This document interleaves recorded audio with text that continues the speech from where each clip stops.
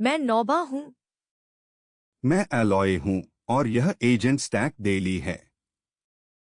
Terminal आधारित coding agent OpenAI Codex dot 142.4 एक चोस only maintenance release के तौर पर आया, जिसमें बेडरॉक कैटलॉग कार्य और 2 आंतरिक कोडेक्स परिवर्तन शामिल हैं, लेकिन कोई यूजर फेसिंग व्यवहार नहीं जोड़ा गया। एचपी ने भी अपने ओपनएआई फ्रंटियर पार्टनरशिप को बढ़ाया है, जिसमें ChatGPT, Codex, WXP device operation और एचपी पार्टनर पोर्टल में गवर्नेंस और कॉन्टेक्स्ट लेयर जोड़ा गया है।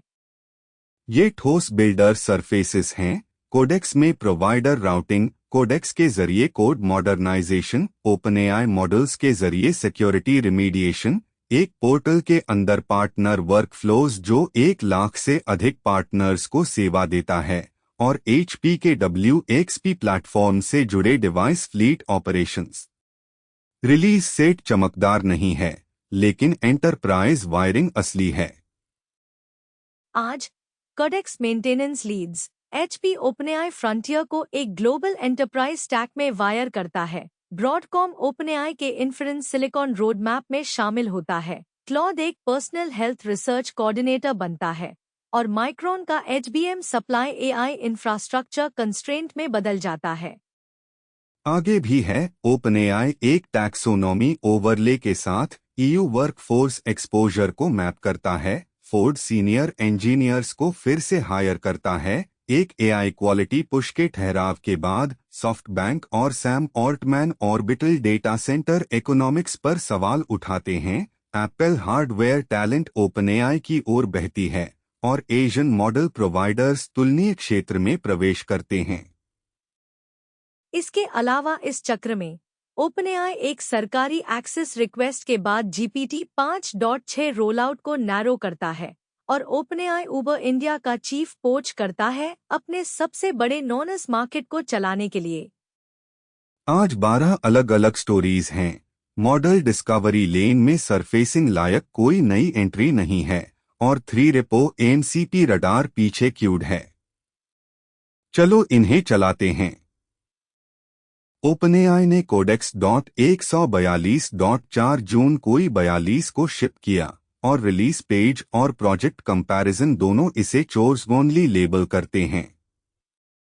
.142.3 के खिलाफ डिफ में 3 कमिट्स हैं। एक बेडरॉक कैटलॉग फीचर PR जिसे लाइन में लाया गया, प्लस 2 कोडेक्स मेंटेनेंस परिवर्तन। .142.3 भी चोर्स ओनली था, इसलिए पिछले 2 कोडेक्स रस्ट रिलीसेस में बिल्डर्स को कोई नया कमांड, कोई नया प्रॉम्प्ट मोड या कोई नया विजिबल एजेंट व्यवहार नहीं मिला। उपयोगी सिग्नल वहां से आता है जहां काम रुका। बेडरॉक कैटलॉग का काम एक मेंटेनेंस लेन के जरिए आ रहा है, जो बताता है कि ओपनएआई अभी भी कैटलॉग और राउटिंग सरफेस को शेप कर रहा है, वहीं टर्मिनल बेस्ड एजेंट को डे टू डे यूज के लिए स्टेबल रख रहा है। उन टीम्स के लिए जो ओपनएआई SDK के बजाय सीधे बेडरॉक को कॉल करती हैं, कैटलॉग रेजोल्यूशन वह सरफेस है जिसे समझना जरूरी है, क्योंकि एक क्वाइट रिलीज भी रिवील कर सकता है कि प्रोवाइडर पाथ का काम कहाँ हो रहा है। ज्यादातर बिल्डर्स .142.4 को माइग्रेशन इवेंट की जगह एक लोड्रामा मेंटेनेंस टैग के तौर पर पढ़ सकते हैं। हम बात यह है कि कोडेक्स का पब्लिक सरफेस अपनी जगह रहा, जबकि प्रोवाइडर कैटलॉग इंटरनल्स बदलते रहे। यह सेपरेशन एजेंट स्टैक्स में मायने रखती है, क्योंकि विजिबल कमांड पाथ वैसी ही दिख सकती है, भले ही underlying routing substrate broader model provider work के लिए तैयार हो रहा हो। रिलीज इसलिए मैटर्स है क्योंकि मेंटेनेंस टैग्स अक्सर रिवील करते हैं कि फ्यूचर कैपेबिलिटी कहाँ प्रिपेयर हो रही है। Bedrock routing, provider catalogue shape और डिसिप्लिन रिलीज हाइजीन, ये सब अफेक्ट करते हैं कि एजेंट स्टैक्स मॉडल्स को अंडर द हुड कैसे रिजॉल्व करती हैं। कोडेक्स .142.4 बिल्डर्स से कुछ रीडिजाइन करने को नहीं कहती, लेकिन यह डायरेक्ट बेडरॉक राउट्स वायरिंग करने वालों को बताती है कि कैटलॉग लेयर एक्टिव बना हुआ है। ओपनएआई ने जून 29 को mapping Europe's AI workforce opportunity publish किया, जो earlier United states labour market framework को यूरोपियन यूनियन तक एक्सटेंड करता है। रिपोर्ट यूरोस्टैट एम्प्लॉयमेंट डेटा पर EACO ऑक्यूपेशंस ओवरले करता है, तो यह टैक्सोनॉमी मैपिंग है, न कि सर्वे, कस्टमर टेलीमेट्री स्टडी या partner deployment readout. Headline numbers EU jobs को 4 ट्रांजिशन आर्किटाइप्स में डिवाइड करते हैं। लगभग 12% ग्रो विद AI में है, 14% का नियर टर्म ऑटोमेशन पोटेंशियल ज्यादा है, 27% लाइकली रीऑर्गेनाइज करेंगे और 47% को लेस इमीडिएट चेंज का सामना करना पड़ेगा। यह सबसे बड़ा बकेट मैटर्स है, क्योंकि यह सिंपल नैरेटिव को पुश करता है कि हर job category same automation clock पर नहीं है। OpenAI 6 कंट्रीज को कॉल आउट करता है। लक्सेमबर्ग, स्वीडन और नेदरलैंड्स ग्रोथ शेयर ऑक्यूपेशंस में लीड करते हैं, जबकि जर्मनी, ग्रीस और इटली ऑटोमेशन पोटेंशियल ऑक्यूपेशंस में लीड करते हैं। रिपोर्ट में यह भी कहा गया है कि EU के पास यूनाइटेड स्टेट्स की तुलना में हायर ऑटोमेशन ऑक्यूपेशंस का शेयर छोटा है। टाइम फ्रेम नियर टर्म है, लेकिन OpenAI कोई फिक्स्ड हराइजन अटैच नहीं करता, जो पॉलिसी, अडॉप्शन स्पीड और सेक्टर स्पेसिफिक वर्कफ्लोज के लिए रूम छोड़ता है कि रियलाइज्ड इम्पैक्ट बदल सकती है। मिनिस्ट्रीज और लार्ज बायर्स की प्रोक्योरमेंट टीम्स इस तरह की रिपोर्ट्स पढ़ रही हैं। अगर कोई AI integration analysts, support staff, engineers या ऑपरेशंस टीम्स को ऑगमेंट करता है, तो रीऑर्गेनाइज आर्किटाइप रिप्लेस से बेहतर डिस्क्राइब कर सकता है। एक प्रोडक्ट नैरेटिव जो ग्रोथ, ऑटोमेशन, रीऑर्गेनाइजेशन या लेस इमीडिएट चेंज पर मैप करती है, जेनेरिक प्रोडक्टिविटी क्लेम से ज्यादा क्लियरली लैंड करती है। HP ने जून 28 को OpenAI के साथ अपना फ्रंटियर स्ट्रैटेजिक पार्टनरशिप अनाउंस किया। फरवरी में शुरू हुए पायलट्स को स्केल करते हुए कस्टमर फेसिंग और partner facing solutions, customer telemetry, employ productivity, software development, security, pricing, store support और कस्टमर सपोर्ट में। अनाउंसमेंट ग्लोबल और एंटरप्राइज वाइड है, कोई सीट काउंट पब्लिश नहीं हुई। HP गवर्नेंस और कॉन्टेक्स्ट लेयर के तौर पर OpenAI फ्रंटियर का उपयोग कर रहा है। ChatGPT और OpenAI मॉडल सुरक्षा सुधार और ज्ञान कार्य का समर्थन करते हैं, जबकि कोडेक्स कोड आधुनिकीकरण योजना, यूजर इंटरफेस स्कैफोल्डिंग और समानांतर डिलीवरी का समर्थन करता है। HP इस स्टैक को WXP अपने डिवाइस फ्लीट प्लेटफॉर्म में और HP पार्टनर पोर्टल में भी जोड़ रहा है, जो दुनिया भर में 1 लाख से अधिक पार्टनर्स को सेवा देता है और HP के 80% से अधिक व्यवसाय को चैनल करता है। पायलट नंबर असामान्य रूप से विशिष्ट हैं। HP कहता है कि एक इंजीनियर ने हफ्तों में 43 प्रोजेक्ट्स में 122 पुल रिक्वेस्ट शिप की। जिन सॉफ्टवेयर बग को पहले 1 महीने तक लगता था, वे 1 दिन में ठीक कर दिए गए। सुरक्षा टीम ने प्रति सप्ताह लगभग 82 घंटे की क्षमता वापस ले ली। एक इंजीनियर ने इसे एक अद्भुत टूल बताया और कहा कि वे इसका रोजाना उपयोग करते हैं। ये नंबर फ्रंटियर को एक और एंटरप्राइज AI ब्रांड नेम से ज्यादा बनाते हैं। HP एक एकल शासित स्टैक का वर्णन कर रहा है, जहां ChatGPT, कोडेक्स, पार्टनर ऑपरेशंस, सुरक्षा कार्य और डिवाइस फ्लीट कॉन्टेक्स्ट एक ऑपरेटिंग लेयर के पीछे बैठे हैं। सबसे मजबूत सिग्नल सिर्फ प्रोडक्टिविटी नहीं है, यह रूटिंग डिसिप्लिन है। सुरक्षा सुधार, ज्ञान कार्य, कोड आधुनिकीकरण, प्राइसिंग सपोर्ट और पार्टनर सपोर्ट को अलग अलग policy, context window, approval path और टेलीमेट्री लूप की जरूरत है, भले ही वे एक ही मॉडल वेंडर साझा करते हैं। टेकक्रंच ने 27 जून को फाउंडर कॉनर क्रिस्टू की प्रोफाइल की, जिसमें बताया कि कैंसर के निदान के बाद उन्होंने क्लॉड का उपयोग blood panel, scan data, variable output और जर्नल एंट्री में ट्रीटमेंट रिसर्च को समन्वित करने के लिए किया। उन्होंने मॉडल को एक डॉक्टर या संकीर्ण मेडिकल ऐप के बजाय एक व्यक्तिगत रिसर्च कोऑर्डिनेटर के रूप में माना। वर्कफ्लो इसलिए काम करता है क्योंकि क्लॉड लंबे, अव्यवस्थित टाइमलाइन में तर्क कर सकता है। लैब रिजल्ट, इमेजिंग सारांश, वेरिएबल एक्सपोर्ट और फ्रीफॉर्म नोट्स एक सत्र में रह सकते हैं, जिससे मॉडल को पर्याप्त कॉन्टेक्स्ट मिलता है ताकि वह साहित्य सामने ला सके, प्रोटोकॉल की तुलना कर सके, बायोमार्कर ट्रेंड्स को ट्रैक कर सके और क्लिनिशियन के लिए प्रश्न तैयार कर सके। मॉडल कोई क्लिनिकल निर्धारण नहीं कर रहा है, यह एक रोगी को वे इनपुट सिंथेसाइज करने में मदद कर रहा है जो कोई एक अपॉइंटमेंट पूर्ण रूप से कैप्चर नहीं करता। मैकेनिज्म है long context multi modal injection. Lab PDF, variable time series export, scan सारांश और असंरचित नोट्स एक सिंगल मॉडल सत्र में पेस्ट किए जाते हैं जहां पैटर्न मैचिंग पूरे टाइमलाइन में चलती है। क्लॉज साहित्य हिट सामने लाता है, प्रोटोकॉल की तुलना करता है और कोहॉर्ट बेसलाइन के खिलाफ एनोमलीज को फ्लैग करता है। पाइपलाइन एक प्रॉम्प्ट से पहले मैन्युअल डेटा स्टेजिंग है, कोई एजेंट हार्नेस नहीं, कोई मेडिकल एसडीके नहीं, बस एक लॉन्ग कॉन्टेक्स्ट विंडो और एक प्रेरित ऑपरेटर जो इनपुट क्यूरेट करने को तैयार है। अगला अनलॉक प्रत्यक्ष हेल्थ सिस्टम कनेक्टिविटी है।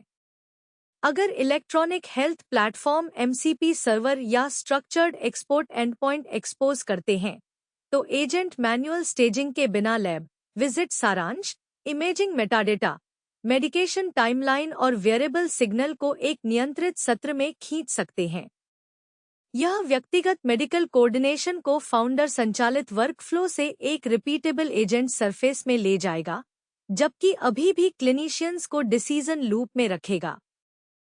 ओपनएआई और ब्रॉडकॉम ने 24 जून को जैलपिनो पेश किया, एक कस्टम एआई चिप जो लार्ज लैंग्वेज मॉडल इन्फरेंस के लिए बनाया गया है।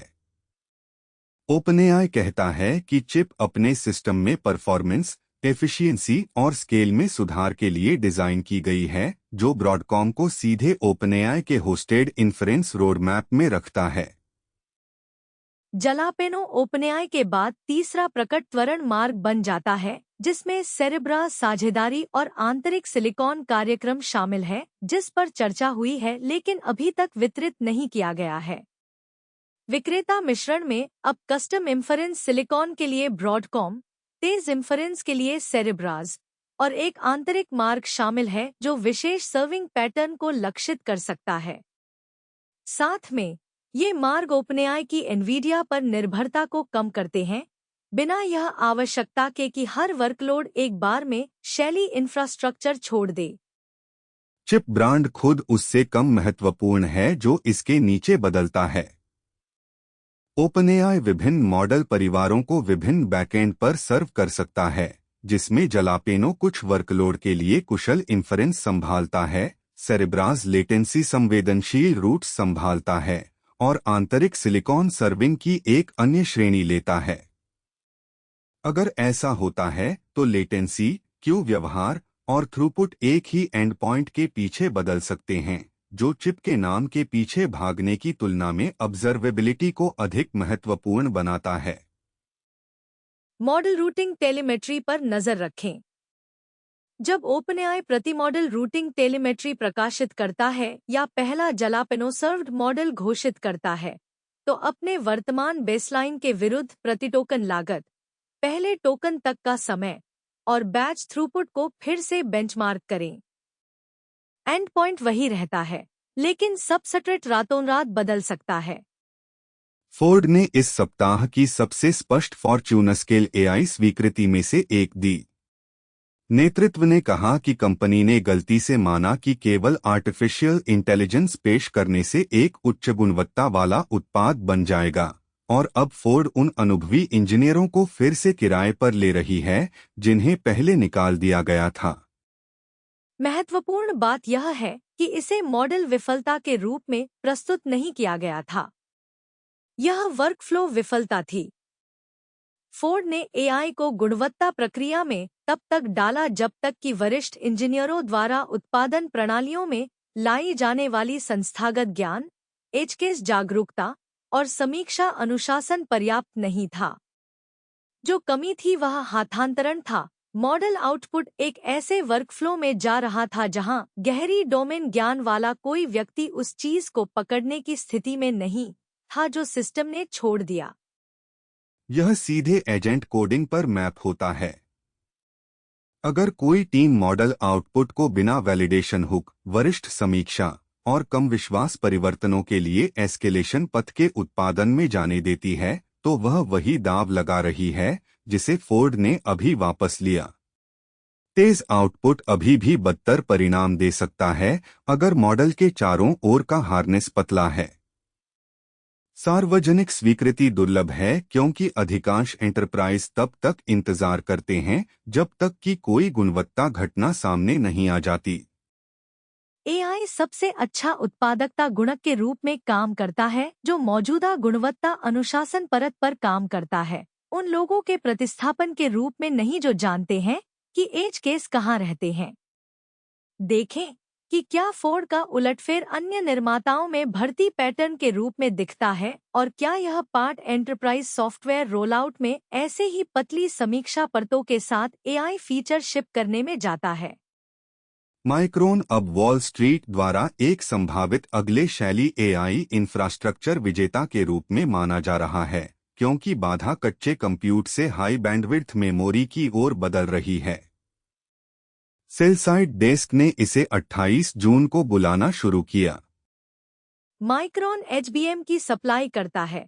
यह स्टैक्ड ड्रैम है जो एक्सेलरेटर डाइज के बगल में बैठता है और उन्हें टेराबाइट पर सेकंड रेट पर डेटा फीड करता है।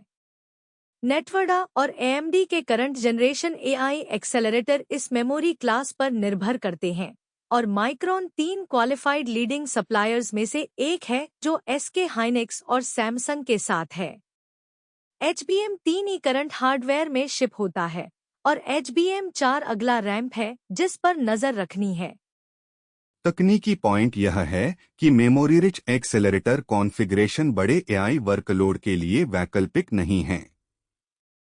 एचबीएम जीपीयू डाइज के बगल में एक इंटरपोजर पर बैठता है, ट्रेनिंग और इन्फरेंस के लिए जरूरी बैंडविड्थ देने के लिए एक बहुत चौड़ा इंटरफेस यूज करता है। अगर मेमोरी एलोकेशन सीमित है तो एक्सेलरेटर रोडमैप भी सीमित है। मेमोरी रिच एसकेयू 2022 से 2026 तक एलोकेशन पर लगातार पहले स्लिप होते रहे हैं। बाकी 2026 के लिए प्रोक्योरमेंट प्लान मेमोरी एलोकेशन को स्ट्रैटेजिक इनपुट के रूप में देखना चाहिए, बाद का विचार नहीं। भले ही बेस जीपीयू सप्लाई ढीली हो, हाई मेमोरी कॉन्फ़िगरेशन बैकवर्ड रह सकते हैं। क्लस्टर प्लानिंग के लिए एचबीएम उपलब्धता अब चिप एलोकेशन के बराबर है और यह कि export control regimes advanced memory तक बढ़ती हैं या नहीं, जैसे उन्होंने लीडिंग एज कंप्यूट सिलिकॉन के लिए किया था, यह अगला वेरिएबल है। सॉफ्टबैंक सीईओ मसायोशी सोन ने सार्वजनिक रूप से एआई डेटा सेंटर्स को ऑर्बिट में रखने की इकोनॉमिक्स पर सवाल उठाया और सैम ऑल्टमैन भी स्केप्टिकल रहे हैं। चिंता साइफाई फिजिबिलिटी नहीं है, यह कॉस्ट मॉडल है। लोड बियरिंग प्रॉब्लम है, लॉन्च कॉस्ट, रिप्लेसमेंट कैडेंस और पावर इकोनॉमिक्स। लो लेरथ ऑर्बिट में प्रति किलोग्राम लॉन्च डॉलर तेजी से जेफॉलिन है, लेकिन ऑर्बिटल कंप्यूट को जमीनी डेटा सेंटर्स की जगह लेने के लिए इतना नहीं कि यह नियर टर्म में दिखे। लो और मीडियम अर्थ ऑर्बिट में सैटेलाइट्स को कुछ सालों के बाद बदलना भी पड़ता है, जो डेटा सेंटर को एक recurring launch and refresh cycle में बदल देता है। सोलर आर्ग्यूमेंट इससे भी कमजोर है जितना लगता है। वातावरण के ऊपर सोलर इरेडियंस जमीनी से केवल लगभग 1.4 गुना है, जो बराबर कंप्यूट के लिए लॉन्च कॉस्ट पेनल्टी को रद्द करने के लिए अपने आप में काफी नहीं है। और ट्रेनिंग कोहेरेंट वर्कलोड के लिए डेटा सेंटर्स के बीच जमीनी फाइबर लिंक अभी भी एक लेटेंसी एडवांटेज ऑफर करते हैं जिसे ऑर्बिट से रेप्लिकेट करना मुश्किल है। कैपेसिटी प्लानर्स को ऑर्बिटल कंप्यूट को अगले 5 साल में बेसलाइन प्रोक्योरमेंट असम्पशन के बजाय टेल रिस्क इनपुट के रूप में देखना चाहिए। अगर यह काम करता है तो पहला यूजफुल लेन बैच ट्रेनिंग होने की संभावना है जिसमें रिलैक्स्ड लेटेंसी रिक्वायरमेंट है। यूजर फेसिंग प्रोडक्ट्स को सर्व करने वाले रियल टाइम इंफरेंस फ्लीट नहीं। जमीनी साइट्स के बीच सब-सेकंड फाइबर लेटेंसी ऑर्बिट से मात खाना मुश्किल है। पॉल मीड एप्पल के विजन प्रो हेडसेट के चार्ज में वीपी, रिपोर्टेडली एप्पल छोड़कर ओपनएआई की हार्डवेयर टीम में शामिल होने जा रहे हैं। उन्होंने एप्पल के plant powered smart glasses work की भी लीडरशिप की, जो अगले कंज्यूमर एआई डिवाइस सरफेस पर नजर रखने वालों के लिए इस मूव को खास बनाता है। व्यापक संकेत प्रतिभा प्रवाह का है। ओपनएआई के हार्डवेयर प्रयास एप्पल के वीपी बेंच से लोगों को आकर्षित कर रहे हैं, केवल सर्च, मोबाइल सॉफ्टवेयर या एंड्रॉयड हार्डवेयर सर्कल से नहीं। इससे औद्योगिक design, optics, supply chain execution और हेडसेट संबंधित उत्पाद ज्ञान फ्रंटियर मॉडल उत्पाद प्लानिंग के साथ एक ही कमरे में आ जाता है।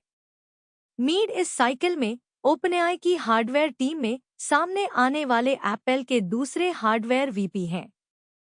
ओपनएआई पहले से ही जोनी आइव के साथ एक कंज्यूमर एआई डिवाइस पर सहयोग कर रहा है, जिसे सैम ऑल्टमैन ने आईफोन से अधिक शांतिपूर्ण और शांत बताया है।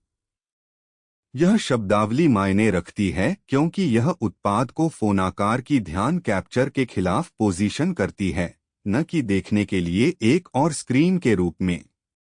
अधिक शांतिपूर्ण और शांत फ्रेमिंग खुद एक उत्पाद पोजीशनिंग सिग्नल है। संभावित target shape voice plus vision, multi modal input और कंस्ट्रेंट स्क्रीन इंटरैक्शन है। भविष्य के ओपनएआई डिवाइस के लिए डिजाइन किए गए टूल्स को यह मानना चाहिए कि इंटरफेस पहले एम्बियंट है और डिस्प्ले लाइट है, फेस पर शोरकेन लैपटॉप स्टाइल कैनवास नहीं। एप्पल टैलेंट पाइपलाइन डिवाइस सतह की दिशा के सबसे स्पष्ट लीडिंग इंडिकेटर्स में से एक है। कई एशियाई एआई लैब्स ने एंथ्रोपिक के हायर एंड ऑफरिंग के सीधे प्रतिस्पर्धियों के रूप में पिच किए गए फाउंडेशन मॉडल रोल आउट करना शुरू कर दिया है, लंबे यूएस एक्सपोर्ट बैन का लाभ उठाते हुए। लॉन्च कई रीजन मार्केट्स में फैले हैं और एंटरप्राइज डेवलपर्स को टारगेट करते हैं। कैपेबिलिटी पैरिटी की कहानी अब माना नहीं जाता कि यह केवल यूएस लैब्स से आएगी। रीजनल प्रोवाइडर्स परिचित एपीआई पैटर्न एक्सपोज कर रहे हैं, एंटरप्राइज बायर्स के लिए बिल्ड कर रहे हैं और डेटा रेसिडेंसी, लोकल कंप्लायंस और सॉवरेन क्लाउड डिप्लॉयमेंट को डिफरेंशिएटर के रूप में जोर दे रहे हैं। क्योंकि मॉडल यूएस ज्यूरिसडिक्शन के बाहर इंफ्रास्ट्रक्चर पर ट्रेंड और सर्व किए जाते हैं, वे एक्सपोर्ट कंट्रोल रिजीम को बाईपास कर जाते हैं, जिसने पिछली कई तिमाहियों में मॉडल डिस्ट्रीब्यूशन को आकार दिया था। प्रोक्योरमेंट शिफ्ट पहले बाय साइड पर दिखती है। डेटा रेसिडेंसी या कंप्लायंस आवश्यकताओं वाली रीजनल टीमें अब क्रॉस बॉर्डर इन्फरेंस के साथ जुड़े लीगल अस्पष्टता के बिना इन मॉडल्स को अपना सकती हैं। एपीआई प्राइसिंग रिपोर्ट के अनुसार यूएस इनकम्बेंट्स के मुकाबले प्रतिस्पर्धी है और प्रोवाइडर्स मल्टी मॉडल सपोर्ट के साथ स्टैंडर्ड एंड पॉइंट्स के माध्यम से टायर 1 इन्फरेंस पिच कर रहे हैं। यूएस लैब्स देख रहे हैं कि कैसे मार्केट बिल्डिंग के सालों की संभावना उन प्रतिस्पर्धियों को सौंप दी जा रही है जिन्हें वही रेगुलेटरी फ्रिक्शन नहीं रोका। देखें कि एपीआई प्राइसिंग स्केल बढ़ने पर आक्रामक बनी रहती है या नहीं। क्या providers stable enterprise SLA ship करते हैं और एक्सपोर्ट कंट्रोल में ढील आने पर एंथ्रोपिक कैसे जवाब देता है? अगर जल्द ही कोई रीजनल पार्टनरशिप या प्राइसिंग रिस्पॉन्स नहीं आता तो यह गैप एशियाई बायर्स के लिए डिफ़ॉल्ट प्रेफरेंस में बदल सकता है। ओपनएआई ने 22 जून को स्वीकार किया कि उसने एक सरकारी अनुरोध पर GPT-5.6 रोलआउट को नैरो किया और उस प्रेसिडेंट पर आपत्ति जताई। कंपनी का कहना है कि इस तरह की सरकारी access process long term default नहीं बननी चाहिए और यह सबसे अच्छे टूल्स को उन users, developers, enterprise, cyber defenders और ग्लोबल पार्टनर्स से दूर रखती है जिन्हें उनकी जरूरत है। तंत्र है GPT-5.6 डिप्लॉयमेंट पर लागू एक pre publication access tier hold. क्षमता स्कोप को सामान्य रोलआउट से पहले एंटाइटलमेंट लेयर पर संकुचित किया गया था। यह मॉडल साइड क्षमता कट से अलग लीवर है। यह रोल आउटसाइड गेटिंग है कि कौन से एंटाइटलमेंट पहले मॉडल देखते हैं और किस शर्तों पर। Open router public models feed ने इस साइकिल में GPT 5.6 फैमिली के कोई नए एंट्री नहीं दिखाए, जो कि व्यापक रिलीज के बजाय गेटेड एंटाइटलमेंट रोलआउट के साथ संगत है। GPT 5.6 फैमिली का मूल्यांकन करने वाले बिल्डर्स को प्रोवाइडर डाइवर्सिफिकेशन की योजना बनाते समय एंटाइटलमेंट गेटिंग को रिलीज डेट की समस्या के रूप में नहीं, बल्कि फर्स्ट क्लास वेरिएबल के रूप में मानना चाहिए।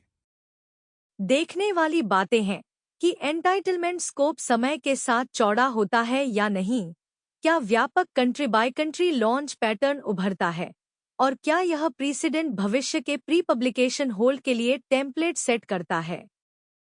पॉलिसी फ्रेमिंग मायने रखती है क्योंकि ओपनएआई सार्वजनिक रूप से यह रेखा खींच रहा है कि कौन से एक्सेस कंट्रोल रूटीन बनने चाहिए और कौन से नहीं। ओपनएआई ने अपने भारत व्यवसाय को चलाने के लिए उबर के इंडिया चीफ को हायर किया है, जो कि अमेरिका के बाहर ओपनएआई का सबसे बड़ा बाजार है। टेकक्रंच ने 26 जून को इस मूव की रिपोर्ट की। इसे ओपनएआई के रीजनल जीएम सीटों में उच्च प्रोफाइल लेटरल मूव्स की श्रृंखला में नवीनतम के रूप में प्रस्तुत किया। व्यापक signal APAC go to market pacing का यूएस प्रोडक्ट रिलीज साइकिल से डिकपलिंग है। यह higher mobility marketplace at scale से ऑपरेशनल अनुभव लाता है, जो कि उन कुछ ऑपरेटिंग कॉन्टेक्स्ट में से एक है जो पार्टनर डिस्ट्रीब्यूशन कॉम्प्लेक्सिटी की नकल करता है, जो ओपनएआई भारत में बनाने की कोशिश कर रहा है। भारत का बाजार कई तिमाहियों से ओपनएआई के लिए कंटेंट, एंटरप्राइज और डेवलपर मार्केट प्रायोरिटी रहा है। स्थानीय पार्टनरशिप, भाषा कवरेज, हायरिंग और ऑफिस बिल्डआउट्स वे ऑपरेशनल लीवर हैं जो तब अधिक मायने रखती हैं जब गेटिंग वेरिएबल रीजनल डिस्ट्रीब्यूशन है, न कि मॉडल क्षमता। पहले OpenAI India specific partner program announcement और कोई भी प्राइसिंग टियर लोकलाइजेशन देखें, जो नए जीएम के आने के बाद शिप होती है। लेटरल मूव एक स्पष्ट सिग्नल है कि एपैक लेन को यूएस प्रोडक्ट साइकिल के साथ राइड अलोंग के बजाय सस्टेन्ड एग्जीक्यूशन के लिए स्टाफ किया जा रहा है। Quick local run time note, Ollama Point 3011 adds thinking capability detection for open code sessions, auto install paths for the terminal-based AI coding agent Claude Code and open code when those binaries are missing, and a Windows Vulkan fix for inverted integrated versus discrete GPU classification. व्यावहारिक मूल्य यह है कि self hosted ओलामा setup से reasoning aware coding sessions में एक स्वच्छ handover मिलती है। अगर आप ओपन वेट्स लोकली चला रहे हैं, तो रीजनिंग केपेबल मॉडल पुल करें, ओलामा ट्रिगर्ड शेल से ओपन कोड लॉन्च करें और कंफर्म करें कि थिंकिंग ट्रेस ऑटोमैटिकली डिटेक्ट हो रही है, हैंड से एनेबल करने की जगह। 3 MCP प्रोजेक्ट्स वर्थ क्यूइंग हैं। पहला, प्रीफेक्ट HQ/FastMCP। यह मॉडल कॉन्टेक्स्ट प्रोटोकॉल सर्वर्स और क्लाइंट्स बनाने के लिए एक पाइथॉनिक फ्रेमवर्क है, डेकोरेटर ड्रिवन टूल रजिस्ट्रेशन और बिल्ट इन ट्रांसपोर्ट्स के साथ। इसे तब यूज करें जब आप चाहते हैं कि आपका ओपनक्लॉ या Codex tool surface plain Python functions ही रहे, जबकि ट्रांसपोर्ट, ऑथ और रिसोर्सेस स्वैपेबल रहें। दूसरा, डोज डेटा/कोडबेस मेमोरी MCP एक रिपॉजिटरी को पर्सिस्टेंट कोड नॉलेज ग्राफ में बदल देता है जो MCP ओवर सर्व होती है। यूजफुल पैटर्न यह है कि फाइल ग्लोब कंटेक्स्ट डम्प्स को स्कोप्ड ग्राफ लुकअप से रिप्लेस करें, ताकि क्लॉड कोड या कोडेक्स टर्न फाइल्स में सिंबल्स रिजॉल्व कर सके विदाउट प्रॉम्प्ट में होल रेपो स्टफ करना।